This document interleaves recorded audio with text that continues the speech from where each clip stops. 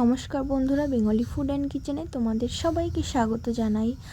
আর এই যে যা গরম পড়েছে, এই গরমে তোমরা কি ভাবছো আমি একটা নতুন রেসিপি নিয়ে এসেছি? না না, একদম না। এই গরমে রান্না বান্না করতে তো একদম ভালো লাগছে না, আর না খেতে ভালো লাগছে, কোনো কিছু করতে ইচ্ছে করছে না।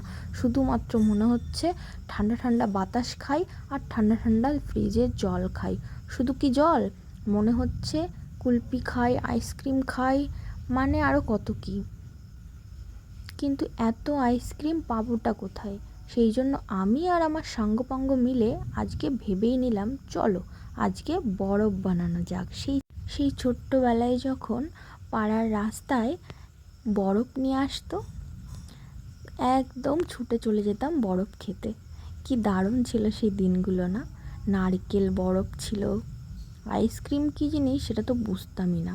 যাই হোক, তো চলো, আজকে হাতের কাছে তেমন কিচ্ছু ছিল না যে আমি আইসক্রিম বানাবো। সেই জন্য ভাবলাম দোকান থেকে রাসনা কিনে নিয়ে আসি আর একটু জলজিরে, ব্যাস আর কি লাগবে, ঘরে আছে চিনি।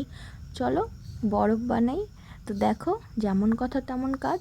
সাথে সাথে একটু জল, উষ্ণ গরম জল করে নিয়ে এসেছি, আর এর মধ্যে দিয়ে দিচ্ছি রাসনা আর জলজিরে। আর এদিকে শুধুমাত্র আমি কিন্তু না, এই রেসিপিটা বানাচ্ছে এই যে দেখো আমার পিন্দি, মানে আমার এই সাঙ্গপাঙ্গগুলো। আর বরফ কিভাবে বানাবো, বরফ বানানোর তো কোনো কিচ্ছু আমার কাছে নেই। হঠাৎ করে মাথায় এলো আছে কফি কাপ, তার মধ্যেই বরফগুলো জমাবো। তারপর তোমরা তো দেখতেই পাবে। আর এদিকে দেখো প্যাকেটগুলো ছিঁড়তে পারছে না, আমাকে দিয়ে ছেড়াচ্ছে। তো বরফের নাম শুনে তো এরা একদম মানে খুবই খুশি হয়ে গেছে। আর এই গরমে সত্যি এটাই ভরসা। কে কে এইরকমভাবে ঘরের মধ্যে এই রাসনা টাসনা দিয়ে এরকম বরফ বানিয়ে খাও বলো তো? আমি তো খুব খাই, আমার বেশ ভালোই লাগে। তো এর মধ্যে আমি চিনি দিয়ে তারপর জলটা গরম করে নিয়েছিলাম, আর এর মধ্যে দিয়ে দিলাম, দেখতেই তো পেলে, অনেকগুলো রসনার প্যাকেট আর জলজিরার প্যাকেট। আর একে বলেছিলাম যে ভালো করে মিক্সড করা, আর বলতে বলতেই দেখো কত সুন্দর মিক্সড করছে। আর ওই যে পাশে একজন কখন খাবো বলে বসে আছে, কিন্তু ও তো আর জানে না যে এটা এখনই খাওয়া যাবে না, এটার জন্য পুরো একটা দিন ওয়েট করতে হবে। ফ্রিজে তো রাখতে হবে, একটা দিন না হলে ওই 5-6 ঘন্টা তো হবেই। তো দেখো, আর কফি কাপগুলোও নিয়ে চলে এসেছি। কিন্তু একটা সমস্যা, কফি কাপগুলোর মধ্যে তো আমি এগুলো ঢালবো, জমাবো, কিন্তু কাঠি কোথায় পাবো? আমার কাছে তো কাঠি নেই। ব্যাস আর কি, এদের সবার মন খারাপ হয়ে গেল। কিন্তু আমার কাছে হঠাৎ করে একটা বুদ্ধি এলো, চলো তোমরাই দেখে নাও। সেই ছোট্টবেলার মতন বললাম না, একদম সেই ছোট্টবেলার মতনই করেছি।